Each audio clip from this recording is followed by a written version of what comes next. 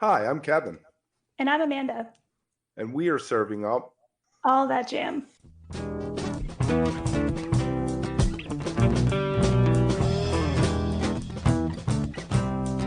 All That Jam, Quick Hit.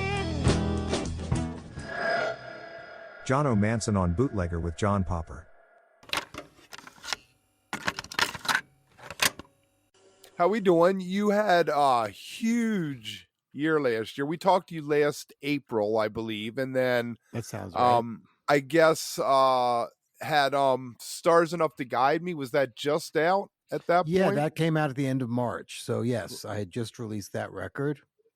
Yeah, and you've had a bunch of other stuff, but I guess the pink elephant in the room is the Bootlegger Days LP that came out and the tour that followed with that. So you want to tell us a little bit about what the Bootlegger Days LP is? Yes, it is. It is and ever shall be. Yeah, Bootlegger Days is an album that I made with John Popper of Blues Traveler, and we actually the original, the seed of the project.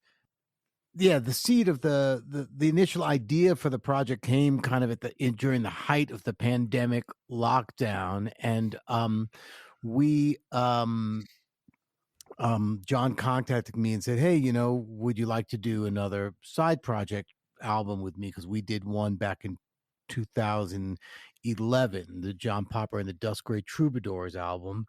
And of course I was delighted to get the call. And so we started writing songs for this record.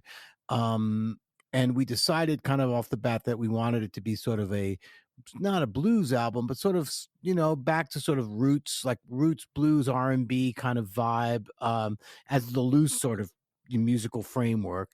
And we wrote quite a number of songs. And then in let's see, I guess in the spring of 2021, John came out here to Santa Fe. It was still, during the pandemic, so we were recording, keep social distancing with the band and everything. We were back working, but people weren't touring yet, so it was a good time to make a record.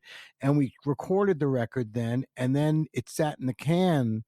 I recorded and mixed it here, and then it sat in the can for a while, until everybody involved, including John's management and the Blues Traveler camp, and everybody thought it was a good time to release it. And it finally got released in September of last year, September 2023. And it seems to be being very well received. It's a really fun record, and there's some little secret like treats for people who listen carefully.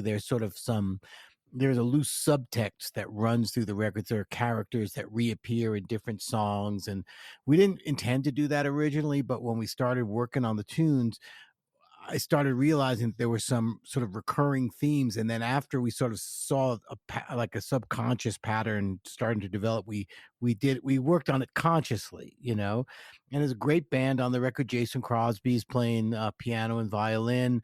The rhythm section on the album is Mark Clark, who was also part of the High Plains Drifter band back in the 90s, and Ronnie Johnson on bass. He's my favorite bass player based around these parts. He was in James McMurtry's band for many years, and just a great all-around great meat and potatoes rock and roll bass player. And then, of course, myself, Kevin Trainer, on lead guitar. And Kevin was another guy who was part of the sort of the New York scene in the 1980s that both Blues Traveler and myself and a lot of our other friends sort of came out of. One of our favorite guitar players. So we wanted Kevin to be involved. And then, of course, Popper, sings and plays his ass off on the record. And so since the record got released in the fall, in the early fall of last year, it was proposed that I join Blues Traveler on their fall tour as their opening act, and then to join them during their set to do a few songs from the new album from this Bootlegger Days, because it seemed like a good way for us to promote the album without doing a separate tour behind it. So I just did my solo troubadour thing to open up the shows, and then joined the guys during their set and played a couple songs from the album, and it was a blast. It was really fun. And it was, it was, we did a bunch of dates, basically like the Eastern two-thirds of the US, from kind of, a few miles west of where I am, east of where I am now. And actually we did a couple things, sort of longitudinally, close to me. We played down in Fort Worth and stuff like that, but mostly East Coast, Southeast, and then the Northern Midwest and stuff like that. And it was really fun. It was great to be out with them. The band sounded great, and I was well received doing my solo gig, because the Blues Traveler fans and family know of me through our long-standing association. So it's kind of a weird thing sometimes when you're a solo guy opening for a rock band. It can be weird, but I got a lot of love, so I was very happy. So what went into your thought process for the songs you chose going out there solo? Were you pulling from all across your career? Were you focusing on things you'd hope people would know? Yeah, I mean, I tried to do it's interesting because I had a handful of new songs that haven't even recorded on any record, which of course, from a business standpoint, it's like, why are you playing those? People can't even go out and get them, But as a musician, sometimes the new material you have is the stuff you're most excited about. So I threw in a couple of brand new songs, which will be released in the course of the next year, and then did sort of like, as you mentioned, sort of did a sort of a hodgepodge, a smattering of things from different points. And I even did like a song or two from, I changed the set each night, but I had a couple songs that cycled through from the Dust Gray album, and things that people in the Blues Traveler world would be aware of. I played No New Kind of Blue, which is off of my most recent album, which on the record is a duet with John. And then during my set, Ben Wilson from Blues Traveler would join me, and we would sing Shampipple, which is another song from the Dust Gray album. So yeah, it was sort of a little sort of mini retrospective, if you will, but not organized in any kind of chronological or logical in any kind of way. But yeah, and I just tried to have fun and play songs that felt good to play. And also when you're doing a gig like that, after the first gig or two, you notice certain things go over well, certain things are, easier to transmit on your own.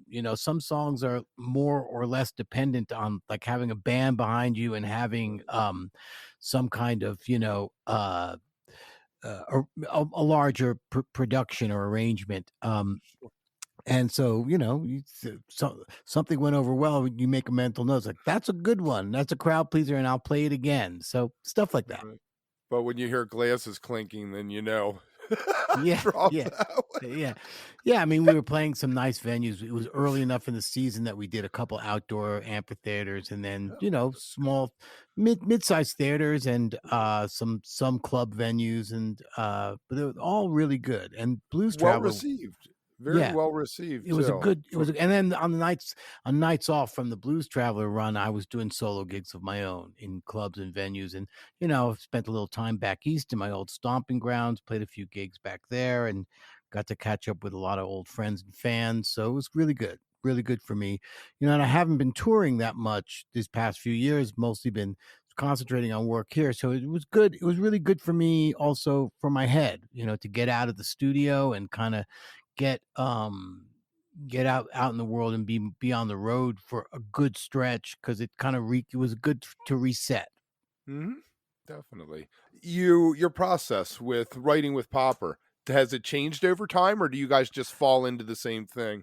We do it in a lot of different ways. In the case of this record, we both had sort of like we started out each with some sort of seeds of ideas that we passed back and forth. Um, and then and John also like sent me sort of uh, a lot of little snippets that he had sort of lurking in his, text messages on his phone. He gets ideas for a lyric or a song title or whatever, and he sent all that stuff over to me, and I sort of culled through that to see if I felt like any of those things were seeds of things that I could then flesh out. And so it went both ways, you know. There's a number of songs on the record that I wrote on my own, and then quite a number of them are co-writes with John, and there's one or two other Kevin Trainer, who I mentioned before, who played on the record, also participated in writing one of the tunes. But yeah, we did all of the writing long distance, and so in the past we've had get-togethers where we get together to actually sit in a room and pass ideas back and forth and leave the room with a song written, you know. But in this case, it was all sort of long distance, and so the process was a little bit more haphazard, if you will, like a bit here, a bit there. I had an idea, send it there, and you know, I'd go from sort of flit from one song to the other. And the thing that was cool about it was that it was during a time where nobody was gigging. The studio was still very slow because it was in sort of like the, you know, winter and spring of 2021, where we, you know, was still in the early pandemic lockdown. So things were slower, and it was a good time. And I think a lot of people share that story, you know, that period of time in history, although it was a drag in so many ways, was really cool for a lot of people in the sense that it gave, you know, there were less distractions, and we had time to focus on creative pursuits without being pulled in a million different directions, you know. So that's kind of how it all happened, and a lot of it was very organic. And like I said earlier, once we had the first like half dozen or so songs that we thought were you know, candidates, then that sort of informed our writing. Okay, now we need one that's like this, you know, either thematically or energetically, you know. Okay, we've got a couple of really good rockers, now we need a ballad, now we need this, now we need that, you know. And that, I think, happens a lot when you're, you know, collaborating on a body of work, where you kind of sort of start to see what you have, and that informs what you need. Mhm. Do some songs suggest themselves for the sequencing? Like, this is the opener. This one has to be the opener. We're burying this one on the second side. Yeah. Well, there was none that we felt thankfully there were none that we felt like we had to bury particularly. And also we recorded like, I think 5 more songs than we wound up having on the record. So recorded a mix. So we've got some bonus tracks in the can that will hopefully see the light of day sometime this year. But yeah, when the song that did wind up being the opening track is a song called Before the Heat Rolls In. And I think it's a great opener just because it comes out swinging musically, but also the song itself kind of sets up the story that pops up throughout the album about this particular character. And that song in particular, the idea when writing it was that the concept for the song was that the song would be like a gangster movie in its entirety. Like, it starts with this guy he decides to go on the lam because he's gotten in too deep with these bookies in Detroit, who he now owes $10,000, and it's prohibition era, so 10 grand's a lot, you know. And he's in too deep, and he decides to make a run for it.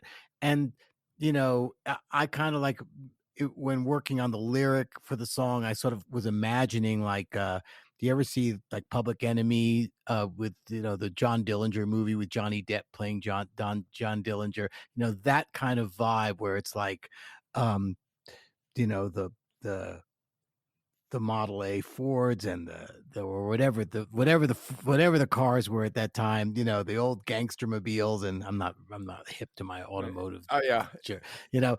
And but so tried to, so that's that song also, just because it rocks, and Popper played great on it, and it just seems to really be it jumps out and grabs you, but also because of the way that it tells an entire story in this one song. It kind of really set the mood for the record. right. 30 years ago, you guys would have been making a video like the Dillinger movie. Right. Yeah, song. exactly. Yeah, we would have had the budget we had to make the whole record, they would have given us to make the video. I know. Right. But the times have changed. Yeah. That would be great. That would be great. Anybody out there who likes the album, want to pony up for the video, we'll make it. right, we'll do it. I'll get We'll do John it. on board. We'll get the cars. We'll get the outfits, the Tommy guns. We're ready to go. Exactly. Yeah. I mean, It's fantastic. it would be fun because It the would. whole idea is that song is supposed to be like a little mini movie in a song, so Right. it would be great. If you are enjoying All That Jam, please like and subscribe to our social media channels at All That Jam Pod on Twitter, Instagram, and Facebook, or visit our website, allthatjampod.com. Make sure to sign up for our email list and tune in every week for new episodes. Also, look for full interviews on our YouTube channel. And remember, stay beautiful, but don't stay underground too long.